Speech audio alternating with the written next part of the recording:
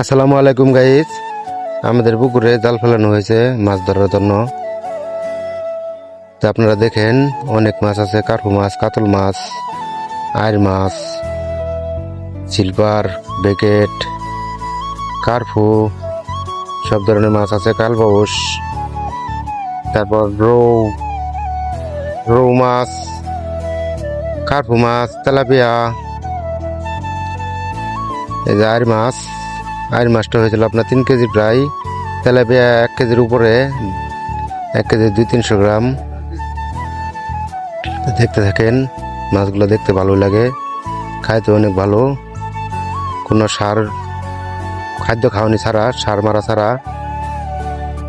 কাতল মাছ 3.5 কেজি ছেড়ে দিলাম, পরে তুলবো কিছুদিন পরে। রুই মাছ 3 কেজি 200 গ্রাম। দেখতে থাকেন মাছগুলা। ভিডিওতে দেখে দেখে সবাই লাইক দিবেন, কমেন্ট করবেন, শেয়ার করবেন। আরো ভালো ভালো মাছ দেখার অপেক্ষায় থাকেন। কিছুদিন পর আবার জাল ফেলবো, আবার টান দিব। ভালো ভালো মাছ আছে, 3 কেজি 300 গ্রাম। আমার ছেলে সোয়াত মাছটা ধরে খুব খুশি, সে নিজে হাতে ধরে নিয়ে আসছে জালে থেকে। 3 কেজি 300 গ্রাম। ছোট ছেলে দেখেন কিভাবে চঞ্চল মাছ ধরতে যায়, একটু ডরায় না।